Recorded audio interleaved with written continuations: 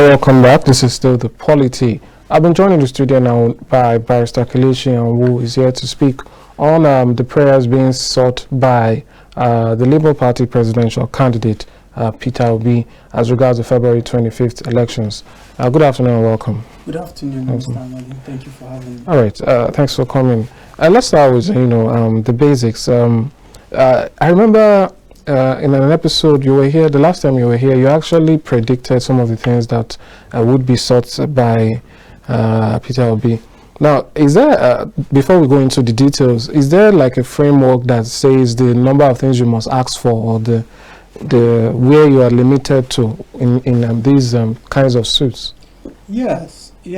By our Electoral Act, under Section 134 of the Electoral Act, we have grounds upon which an election petition must be brought. So within which, if you're not bringing anything within those grounds, you are not bringing anything. You've not placed anything before the court to decide on. So those things, like I earlier enumerated them, one is on the basis of qualification. Another is on the basis of scoring the highest number of valid vote, legal vote cast. And another one is compliance, substantial compliance with the provisions of the Electoral Act and every other law that relates to election thereto. Now, without coming up with those requirements, without confirming those grounds, your petition cannot be brought outside these three grounds. Now, the prayers that you must seek must be within these grounds. They must be within the ambits of this ground. They must not be outside this ground. So wherever you're seeking a prayer, you must either seek a prayer that can relate to any of these grounds. Sorry to cut you short, just so our viewers can follow along. What is a prayer? When you've been using the word prayer, what does that mean really? Yes, prayer is like a request you are making to the court, a plea, something you're asking the court, but it's not like you're directly asking. You make a ground and then you make an antecedent request to those ground. So when you are making, in law we call it prayers. If saying it's a request is like it's so much a word for it, but it's kind of a request, but it's something you pray to the court to grant you this. Now, when you make these requests, which are prayers that we call them in law, you must interweave with the grounds that are already provided by Section 134. Now, these prayers are that you should be declared the winner. Another is that is if you are able to certify that you have scored the highest number of votes cast and not the person that was declared. So can you make a suit if you don't believe that you actually got the highest votes? Can you say, the person who got the highest votes didn't get it? So how then do you? Yes, you can make a suit if you personally believe that you got, even if you got 21 out of the 1 million, the over 25 million votes that were cast, and you earnestly believe that by the votes casted, either by manipulations, you feel you were manipulated and your numbers were not properly recorded, you can pursue an election petition. You have a right. Every single candidate that participated in an election, 18 of them, have equal right to pursue an election petition. But unfortunately, the time have lapsed. The time lapsed as at yesterday. Now, the election was declared on the 1st of January, on the 1st of March, and by our constitution, you have 21 days to bring up your election petition.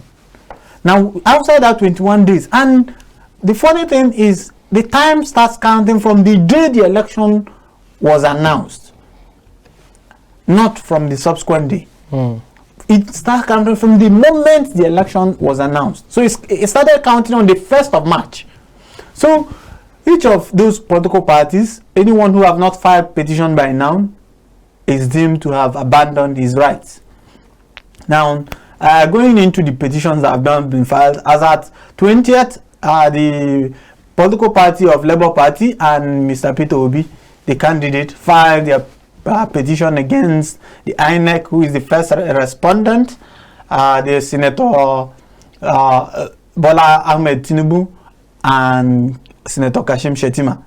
Now, on the 21st of this month, that was yesterday, Alhaji Atiku Abubakar and his party, the PDP, filed their petition against these same respondents. Now, these petitions has been filed. It is now for parties to serve each respective respondent. The address of service are within those places. If you are unable to serve them, you have a right to bring up a motion to serve them by substituted means. You serve by substituted means when you are not able to serve somebody personally. The law provides that you serve them personally.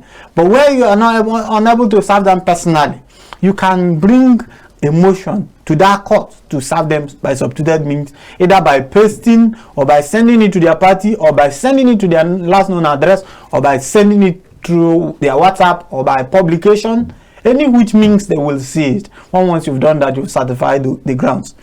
Now, in making those prayers like they've made, like I said, for you to ask the tribunal to declare you the winner of an election, you must lay foundation to the effect that you score the highest number of votes cast. You must, by your arithmetic summation, either by collation of all the polling booths that were not within your reach as at the point when the results were announced, and now they are within your reach, and you've done your own calculations by them, and by your rights, you feel you have the numbers. You are, by rights, allowed to bring your petition under this ground. Now that you have scored the highest number of votes cast. Now you can also bring petition against a person you feel does not qualify under section 134 of the Constitution and under section 137. Under section 134 talks about qualification, things that makes you qualified. Under section 137 of the Constitution, it talks about the things that disqualify you. Now, part of what Mr. Peter Obi and the Labour Party have posed is that there is a forfeiture order that has been made against the candidate of the APC, that is Alhaji Bola Ahmed Tinubu. Now, by section 137, sub 1 paragraph D, if you have been convicted by a court of law or you've been reprimanded to pay a fine for offense relating to dishonesty, fraud, you stand disqualified. Even if it's abroad? Even, no matter where it is. Now, the only proviso that was given is if it is the issue of murder, if you've been convicted for murder. For murder, it must be in abroad. Okay. Because the words that are used there, the words that were used there. What do you mean? You are disqualified if it's for murder, or you are not? You're disqualified. This is the disqualification section. The section 137. Okay. Now, the section 137 sub D says if you have been convicted for murder in a court in Nigeria, that one specifically said in a court in Nigeria, and they went on with a comma, or, and when you see an or in any legislation, it means it is separate from these ones. They are disjunctive. They are not conjunctive. They are very, very disjunctive. So he uses the word or, and then goes on to say, if you've been fined for offenses relating to dishonesty or fraud, now you stand disqualified for the election. Now, the Labour Party... So it's almost as though if you commit murder outside of Nigeria and you are convicted, it's not a disqualification. Most murder cases comes with death penalty, and most of them comes with life imprisonment. So you won't be here making the request. So you see, if you're convicted for murder outside those areas, you might not be here making standing in for election. But for offenses relating to dishonesty and fraud, if you are a lot of people lump the section 137 sub D, sub 1 paragraph D, and they lump it with paragraph, they mistake it with paragraph I. These are two different sections. One talks about offense that are within a time that whether you've been convicted within 10 years. The other has no time frame.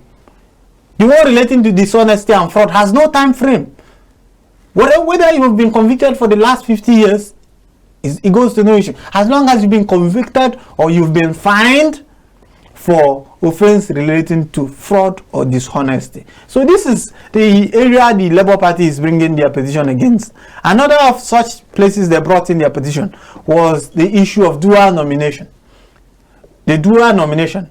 But I do have a reservation as to that prayer and that ground upon which they are bringing. Now, under our law, we've been able to understand that the only place that provides for qualification and disqualification is section 134 of the Constitution and section 137. Those are the sections that provides for qualification and disqualification. And court has held countless times that these provisions have been, they are there. And the express mention of one is the exclusion of others. Every other law is excluded from disqualifying anybody, including the Electoral Act. Now, by section 115 of the Electoral Act, it provides for dual nomination. Anybody who stands nominated in two different positions. Now, my question that is left for the court to interpret, it is not for me to make these arguments, but I am just throwing a light on it. The question that is left for the court to interpret is whether section 115 of the Electoral Act can stand as a disqualification section. Whether it can stand as a disqualification section for the purposes of an election. So these are issues that are already in court, and it is for the different lawyers have made the arguments. It is for the court to interpret and give us the judgment of the court.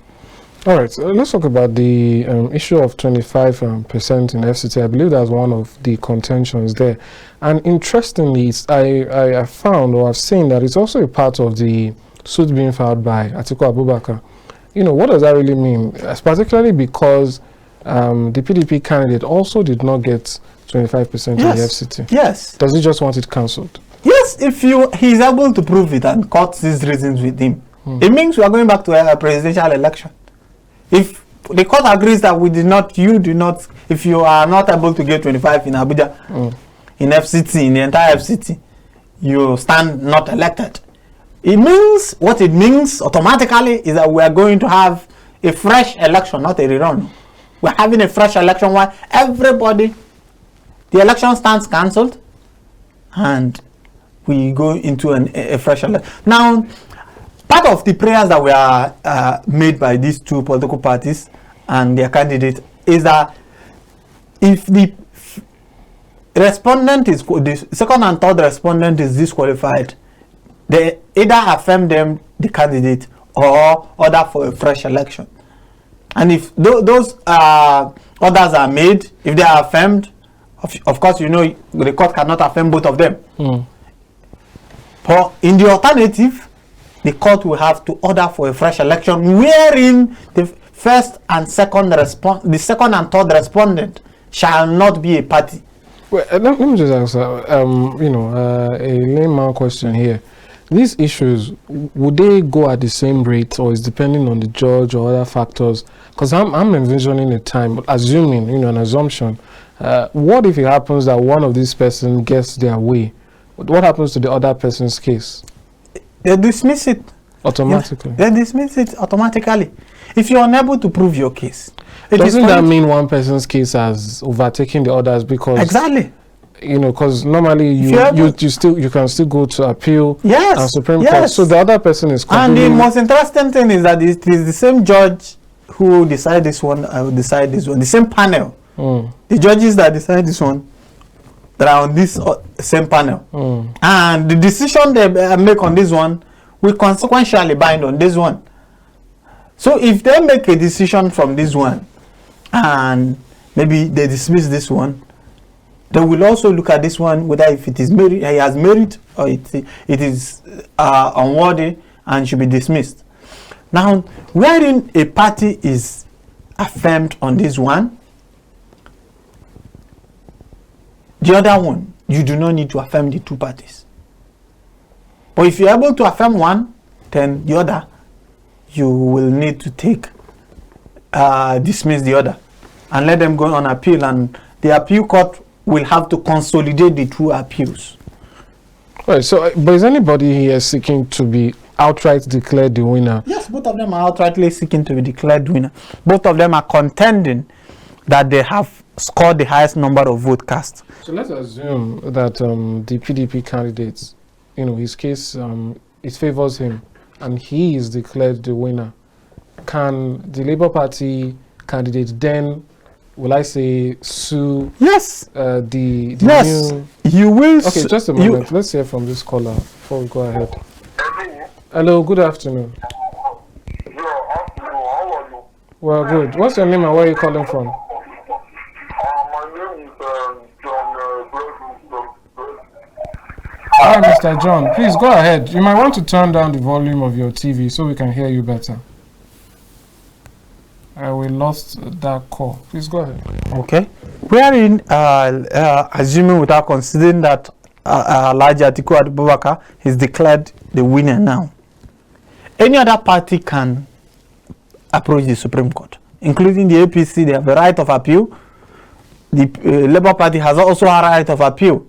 The same thing happens if it goes the other way. So does the Labour Party's case completely change this time around? Change as how? The initial case against the APC, I believe, yes. What happens to that case? Is it automatically thrown out? The one against APC.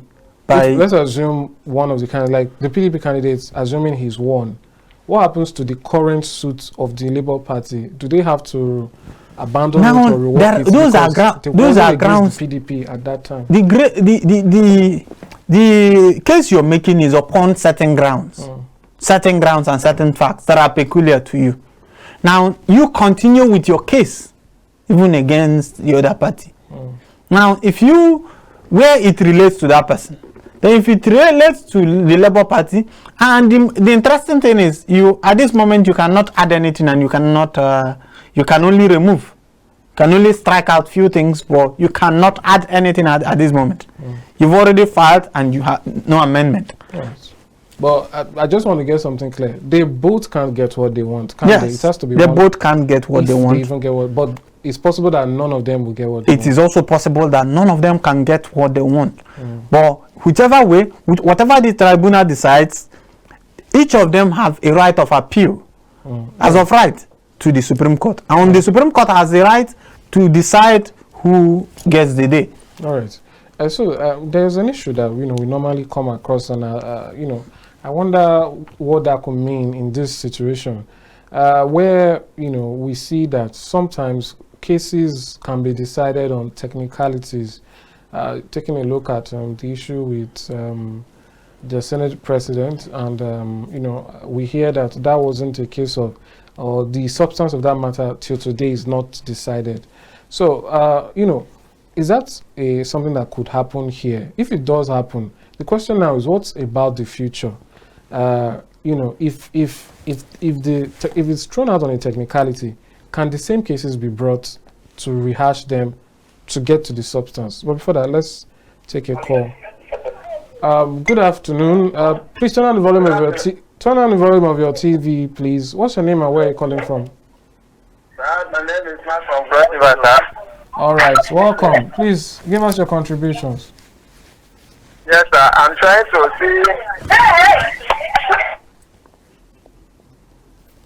We lost that call again. I think we're having some network issues. All right, yes, the point I was trying to make is, take for instance, there's an old case being, what's the word now, resurfacing at the moment, which is that the PDP actually filed a case against Asiwaju Bola Ahmed Tinubu pre-election on the issue of qualifications, and it was thrown out. And so some people are saying, this has already happened, so why are you, doing it again. Because people say that if a court has decided on a matter, you can't bring back that matter. So, and then, from the legal explanations we get, it was that, it was an issue of local standing. I don't really know what these terms mean. So the question is, if some of these issues, 25%, the Electoral Act matter you brought of double jeopardy, or and all those issues, if they are not decided for the substance and technicalities come about, can the cases be brought some other time? Well, just a moment. I'm so sorry to cut you short. I think we really have network issues today. Please go ahead. Yes. When you talk about issues of double jeopardy and res judicata, there must be the substance of the case must be the same. Parties must also be the same. If the parties differ or the subject matter of the case is different, then you have a completely new suit. But wherein it is the same person who brought in it the other time, parties has not changed and subject matter has also not changed. The issue of res judicata will apply, or double jeopardy will apply. But wherein they are entirely different parties and on basically different subject matter, as it were, it will not apply. Now, I do not know to the extent of which the ruling that was given in the other case, if it is a criminal matter that was instituted against him and he was acquitted. Has he been acquitted? Are there new fresh facts to the effects? If there are new fresh facts, you can litigate on a matter if there are new fresh facts that can be brought in. Now, in this circumstance now, the constitutional provisions are very clear, and the grounds upon which you can also bring a petition is also very clear in accordance with our Electoral Act. Now, the qualification provisions, section 134 and section 137, are also very clear. So looking at all this and considering that it is an election and these are what the law has provided for, you have no other choice than to submit yourself to those scrutiny and come and answer for yourself. If you have any question, any reply, you make it to the court. If you have anything to say against it or for it, you make it to the court. You file it and let the court decide. As it is at the moment, the matter is already pending in court. The decisions of the court will abide each and every one of them. All right, that's fair enough. So now, I do hope we finally get answers to some of the questions, legal questions that have been plaguing the day.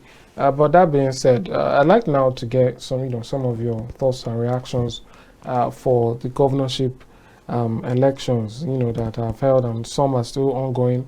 By 4 p.m., the Abia State's collation and possibly announcement shall return. So that being said, what are your thoughts looking forward? I know it's going to be a busy period for lawyers particularly. It is a busy period, but not for every lawyer. Every lawyer has the area upon which they are interested in. Some persons are interested. All right, so sorry. Let's hear from this caller. Good afternoon. We can hear you. Good afternoon, sir. What's your name and where are you calling from? I'm Dr. Fidin. I'm calling from Cross State. All right, Dr. Stephen, please go ahead. Okay. The issue of this presidential election that is going on like this, that they are hand over it to the court, and the court now they have to forward it to the appellate to judges. So the thing is is not even good in this country again. The problem, we have many challenges that we are facing. Already we have selected our presidential candidates and let it beat also, so that we will declare the election as declare our choice that someone that will vote for. That is what we are demanding for now. All right. Yes. Thank you so much for calling. Okay, thank you, sir. Okay. Take care. I think this is a particular worry of a lot of people that Yes. at the end of the day, the courts get to decide who. Yes, whatever the court, it is seen as the court knows the law and the court is right in their decision. Now, it is for the court to look at every particular document, every particular evidence that have been put forth before them. If you've gone through the petitions submitted by the two parties, you will know they have weight, they have substance, and it will certainly put each of the other respondents on their toe in answering those petitions. But however, it is for each person to answer to their petition, and subsequently the petitioner replies. Now, as at that point, it will be left for the court to decide, wherein all parties have exchanged their pleadings, and we have a reply, and we have the answers to the prayers. Parties will now submit to the trial, and the court. There will be trials almost every day, including weekends. This matter must specific to the tribunal. Yes, okay. Specific to this tribunal. This matter must end in the next 180 days, starting from yesterday. Yes. 180 days. That's 180 days. At the moment, we have 178 days now. That's interesting. 198 days. Yes, 178. Yes. 178 I wonder if there aren't faster times, outside of Nigeria. Do you think, is this peculiar to the country? This is just peculiar to this country. The provisions of Section 285 of the Constitution has provided that all these matters must be ended within 1 year. When you say all, it means all electoral, not just all election petition. Okay. All election petition and all pre-election must be ended within 180 days at the trial court. Then at appeal. Okay. At appeal, they have 60 days.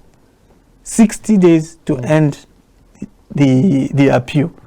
So you accumulatively, we are looking at basically 240 days. We have 240 days, 238 days from today. That's almost heading into a year. But anyway, I think that's how the system is. You were saying something about it not being perhaps too busy a time because lawyers have their interest. Yes, lawyers have interest and area of interest. There are people who are into corporate laws. There are people who are into shipping. There are people who are majoring into. Lawyers have basic areas upon which they practice, and they have specific.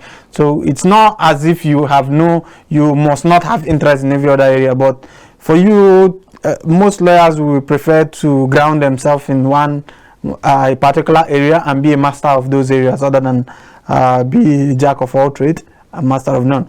Now, election petitions are sui generis. It means they are peculiar. They are of a special nature.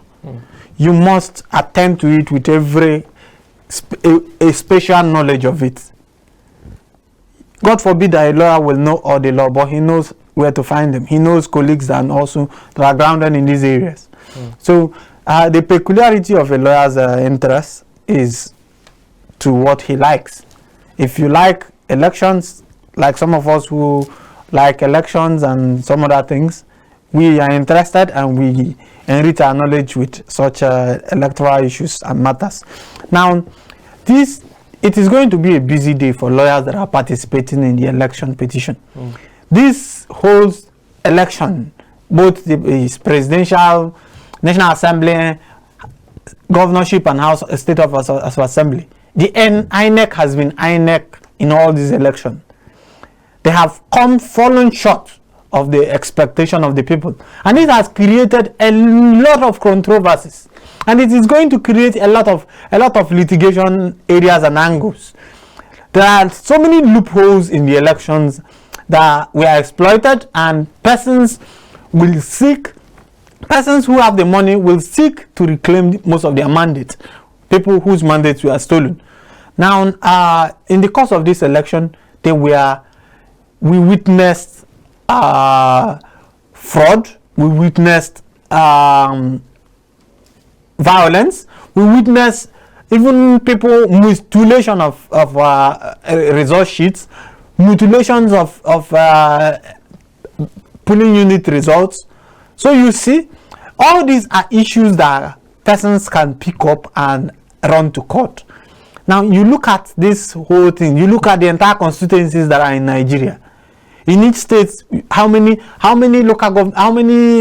House of Assembly members are there? How many persons contested in the House of Assembly? How many persons contested in the governorship? How many persons contested in the House of Reps? How many persons contested in the House of Senate? How many persons contested for governorship, for presidency?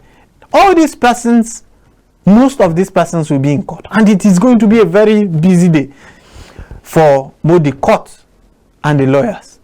So with what we've seen and with what INEC has done, it has created an avenue for litigation, serious litigation. We are going to have more number of litigation than we've had in years, and it's already compounding things. We have in the Supreme Court at the moment, we have matters that have dates have been given to 2025. So now you are compounding more works for judges and more works for people. These are things we should have ordinarily taken care of from the beginning. INEC cannot spend 350 billion naira and they give us the sham of this kind of election. It's unacceptable. For me, people must be responsible for their action. It's something they should explain to Nigeria how and why we witness what we witness. With the kind of fund that was at their disposals, with the kind of materials that were at their disposal, with the kind of even their own words and affirmations that they gave to Nigerians that they were going to conduct a credible election. All right, let's hear from this caller before we move on. Hello, good afternoon. Yes, good afternoon. Please, what's your name and where Yeah, you're from? I'm Alaba. I'm calling from Sokoto. All right, Alaba, go ahead. I'm interested in this conversation. All right. And I want to thank the man, the analyst there. He's really aware, he's in full picture of the whole thing that's happening in Nigeria. My own conclusion is just that INEC should be, that chairman of INEC is the one that put Nigeria in trouble. Because if he had done the right thing, we will not be experiencing all of this kind of crash that we are seeing in this country. So as a matter of fact, to me, the vote of the people did not count. It is only INEC chairman's vote that counted in this election. And we, the youth of Nigeria, will not accept this kind of nonsense election result that was being announced by INEC chairman. So government should hold him responsible and refund the one that was given to him. He bastardized the whole thing. He is not qualified to be INEC chairman. That's my take on it. All right, thank you so much for calling, Mr. Alaba. All right, maybe we'll handle a particular question on, INEC's role in all of this. But before that, speaking about the governorship, there's some things happened, here and there, and we wonder how it would, be put to the court, so to speak. Take for instance, in Ogun State, a winner was declared, even though the difference was about 15,000 votes or 16,000, I believe, and the number of cancelled votes was about 30,000. That Ogun State situation. And the reverse happened in Adamawa, and it was declared inconclusive. That Ogun State situation is even the first ground of petition, because you did not follow your guideline. People were still voting. There were still areas that have not been counted. There were still areas which has not been covered. Then the returning officer went ahead and announced the result. What now happens to the results that are still outside and waiting? All right. In any case, still on issues of culture and so on and so forth. When these issues start to arise, how many of the presidents from previous elections can be brought up again, to assist? And also, what do you think? How do you think we can get to a time where perhaps the courts, the amount of court cases we see might reduce? Because we thought the Electoral Act was going to make this all straightforward and easy, but it's still looking a bit cumbersome. Well, before you answer that, let's take another call. Hello? Good afternoon. What's your name and where are you calling from? I'm calling for Adamawa. Your name, please. Doris. All right. Did you say Doris? Yes. Oh, it's good to have you, ma'am. Please, go ahead. Huh? Go ahead, please. We don't understand this election that they did. We don't understand. We elect our own presidential, they turn it upside down. It's very wrong that elderly people will be behaving like this in this country. It's very, very wrong. They should remember that there is God. God will judge everything. There is God. If you have money today, you don't have human being life. If you have money today, you can't be tormenting people in their own country or in their own state. It's very wrong. When they are moving around state by state to turn it to the APC, God will judge them. God will judge them. Thank you so much. Thanks for calling. You can see Nigerians all over, and you can see how expressive. In fact, like I said in the last time I was here, that people's hope are dampened. People had high expectation, and the only people to be blamed for this is INEC, because the Electoral Act was very clear. The provisions were very clear, but the conduct of INEC were totally against the Electoral Act. So how do we get back to it? The reason why I ask is this: before the Electoral Act, civil societies, activists, lawyers, different persons were advocating we want the Electoral Act. It was seen as this silver bullet that would make everything. So how is it possible that in the first election, general election, after these reforms, it's seeming as though we're having an election that people are comparing to 2007. So what's the disconnect here? And how can we get one thing is to have the framework, and another thing is to have the administration that can implement those framework. Do they really understand the job upon which they are put in place? But should the administration matter? If the laws are made? It matters, because the law is like a book. Somebody needs to read that book to be able to understand the content. All right. Let's quickly hear from this caller. Good afternoon. What's your name and where are you calling from? Good afternoon. Yes. Your name and where are you calling from, please? Okay, my name is Kamaru Christopher. I'm calling from Calabar. All right. Please make your contributions. Okay, I want to express my disappointment with INEC. All right. Over the presidential elections that have just been concluded. I was an ad hoc staff during the presidential election. This one? And I discovered that at the point of uploading of results, we tried all we could. Those results were not going through. I want to ask the INEC chairman, what happened during the governorship election and that of the House of Assembly, that we were able to upload our result real time? That such did not happen during the presidential election. He has really failed us, and all of what he has promised us, he didn't do it during the presidential election, and that has brought us to the point of concluding that there was a hidden agenda from his own end. He has really failed us, and then the government in place should explain to us why such should go on, even when monies were actually invested in the system for a smooth, free and fair election. Thank you. Thank you so much for calling. I totally agree with the last caller. I totally agree with the last caller. That's actually an ad hoc staff. Yes. So you see, these ad hoc staff were somehow corrupted staffs of INEC. Let's say they were corrupted.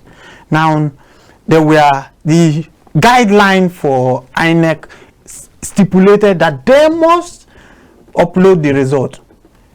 By law, they are putting this ad hoc staff into trouble, because if you have agreed to work as an ad hoc staff, that electoral guideline mandates it. It does not say you may. It says you shall upload the results. Now INEC became complicit by not allowing those platform work. If actually these ad hoc staffs were ready to upload the results, like he's not the only one who is making this complaint. Yes, actually, we've heard several complaints. So you see the whole complaint and the whole everything about this whole thing. The law is right. The staffs were ready, but then the heads of the INEC that makes the implementation, we have found one thing: by either the act of omission or commission, either by failing or by doing things they were not supposed to do. They were supposed to open those portals at the end of every election where people would have witnessed their scores. You upload that Nigerians can easily access it anywhere they are in the world. Now, it became something that became more of a secret. Before those results could get to the collation centers, they were already altered. But you see, if those results were uploaded on time, there won't be, even if you're altering that of the collation center, the ones that have already been uploaded are already there to show the world this is the actual result. Yes, I think this has brought an issue in the governorship elections. I believe the Fofore, I don't know if I'm pronouncing it correct, in Adamawa State or thereabouts, the results on IREV were different from the results that the collation officer brought. Exactly. And the ones on IREV were taken and the others were Exactly. So, those are how it should be, because the result on IREV is directly from the polling booth. It does not transfer from hands to hand. Okay, so the question now is, one of the complaints people had was that they had for opposition parties that your party has polling unit agents, your party has ward level agents, your party has local government agents. How did this pass through all these places to the National Collation Center and we didn't, get, any official complaint? So the question now is, if in this issue, the INEC official was able to look and say what is IREV is different from what is here, why do you think perhaps this wasn't a national, will I call it an order, that if you don't see IREV or if there's no IREV, don't go ahead? What really happened that some persons seem to be following INEC guidelines to the letter, while others don't even give you a response? Now, in the presidential election, you had the last caller say there was no option for upload. It was removed by INEC, the heads of INEC that make the decision. Like I say, the laws are right, the electoral act are right, the guidelines are right. But was INEC right in obeying their own guideline brought up by INEC? Nobody enforced them. INEC. What about the returning of? Is it the returning officer now? Yeah, no, it is the instruction. Don't they have that power to step down and say, as at that point, we don't know who is complicit or not. Right. Now, but the moment everybody at the polling booth sees the result and it is uploaded, if you decide to go and change or alter or falsify any figures, that's left for you because it's already there. But in this situation, it was not uploaded. And I have been involved in the election since 2011. And fortunately, I've been party agents and I have also been collection officers as well. Now, it gets to a point where the party agents are not, like if it moves from polling unit, the party agent doesn't know what is happening till it gets to the collection center. They pack the organizers, that's the returning officers, the polling unit officers, into a car. Whatever that happens within those stands, a lot happen within those distance from the polling unit even to the collection center. And when it gets to the collection center, they move into a room. They don't just sit in a public scene. They move into a room. You as an agent of a political party, you are not allowed to come into those rooms. They do their mathematics, addition, subtraction, and those are the periods within which these mutilations and crossing and alterations happen. You see people coming up with even a different polling unit results, different from the one that have been signed, because each polling unit officer is expected to sign his result at the end of the day. But most of the results that are with INEC at the moment have no signature. Why? Because the original results were tampered with. Some Nigerians whose polling units those things happen have copies they snap, because most Nigerians were very, very smart. At least those that came out for this election were fully prepared with their phones, their mobile phones, their cameras. They were willing to die for whatever cause it is. They were willing for the change that it is. But then, along the line, they see that people have compromised. Now, they did not stop there. They snapped every material that was brought. They know the names of all the polling officers that attended their polling units. But then, a lot of things changed to the collection. It got worse to local government from polling booth to ward collection. It got worse from ward collection to local government collection. The number keeps dropping. Now it's just like if in Nigeria, if I give you let's say 20 granules to give to somebody, and you give it to another person, trust me, by the time it crosses 5 hands, it will not be 20 granules. Certainly that is the tradition in Nigeria. So a lot of things will happen. People will shortchange, people will cut in, and that is why we do not know who is compromised. It is better when you upload. Nigerians sees it. Whatever you are doing, let the figure be reflected on national data. We can see it from anywhere I am. All right. So we really still have to go back to the question I asked earlier, which is about why the things we were happy about didn't turn out the way we expected, and what is the way forward? Because it's almost as though if the government decides that they are not, going to follow the laws that are made, or the guidelines, or the developments, the technological and otherwise, it means that we're just in their hands. Because what we're trying to do was create institutions and laws so that whoever comes in, they are bound by these things. So it now, to further the question now, it now seems as though the judiciary is where it will now finally... Exactly. The whole bulk of the work is now pushed to the judiciary. Yes. Things INEC were supposed to be taken care of. Yes. Now, what the way forward? Yes, how do we... The way forward is that people should be held responsible for the negligence, the neglect, the compromise that happened in the 2023 general election. If actions have no consequences, people will act with impunity. Now it is for the government to investigate these things, and not just the regular thing like the NSAS investigation that nothing ever happened. It is for the government to be sincere enough. If it is for somebody to take action, investigate these things. Each person that has fallen short of his duty should be reprimanded and should be dealt with according to the law. Be given the highest punishment that the law requires. If it entails the person going to prison, let people have consequences for their actions. That way it will deter the next person. If you're asked to come and handle this, you will say no, I don't want. Now at that point we'll get people who are willing, and people who have knowledge of what it takes. In Nigeria people get into public positions without understanding what they are into. Now, it is for people to understand this is it. This is the duty that is required of me. If you do not understand this duty, step aside. But if you feel you understand this duty, please go ahead, accept the duty with a whole heart, and perform the duty credibly, without which you should know that there is consequences for your actions.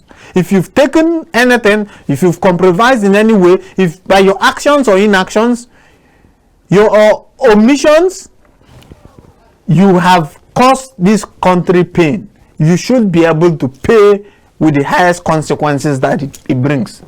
All right. There's an issue, a request we've been seeing from some Nigerians. And as a lawyer, I want to know, is this something that's ever happened in Nigeria, something that can happen? Is it allowed?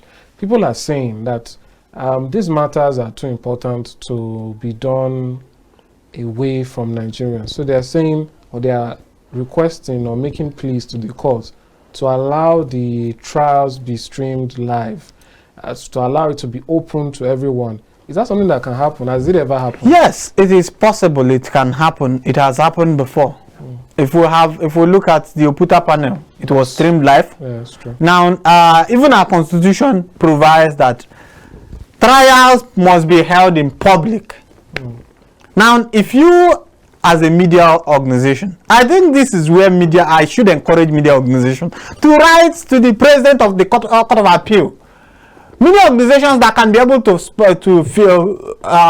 air this thing live should write to the president of the Court of Appeal for accreditation to air this. But it's still up to them, right? the Constitution already provides that it should be trials should be held in public, and everybody should have access to those courtrooms. So now, if you make those applications, let him refuse. Let it be that he refuse. Of what? Why would he refuse? Why would he refuse? I think our judges are very, very understanding people. It's just that maybe applications have not been made before them. But if you make application, trust me, he will grant your applications. Media organizations should apply to stream it live. We've seen even in Kenya, election trials, it was streamed live. Others in America, it was streamed live. So why would our own be different? The Constitution already provides that trials should be held in public and in open place. So why would such request not be granted? It's just that the only reason why they don't allow all this kind of access is because people get to distort the court proceedings. But if you are going to give an undertaking that you are not going to distort the court proceedings, and trust me, if you distort court proceedings, that's a contempt on its own, you're going to prison. So if you undertake that you're not going to distort the court proceedings, either by your equipment making noise and disturbing the court, or by any chance, you will be allowed to air the proceeding. I solicit for media organizations like yours, credible media organizations like yours, to apply to stream the trial live, so that the whole world can see. Now, what that will do, it will put Nigeria on a good perspective. Everybody will have to sit up, both the lawyers on each side and even the judiciary. Everybody is seeing what is happening. The country will be on trial. There won't be room for any kind of misdeed. So everybody will have to behave herself.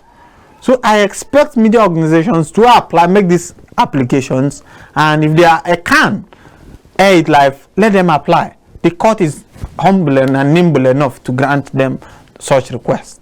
All right, thank you so much, Barrister Kelechi. It's been great talking to you, and hopefully we get to see more of this, and we'll take you up on your advice and actually make that request. Hopefully it will be granted. Thank you so much for coming. Thank you so much for having me. All right, so that's all we'll take on the program today.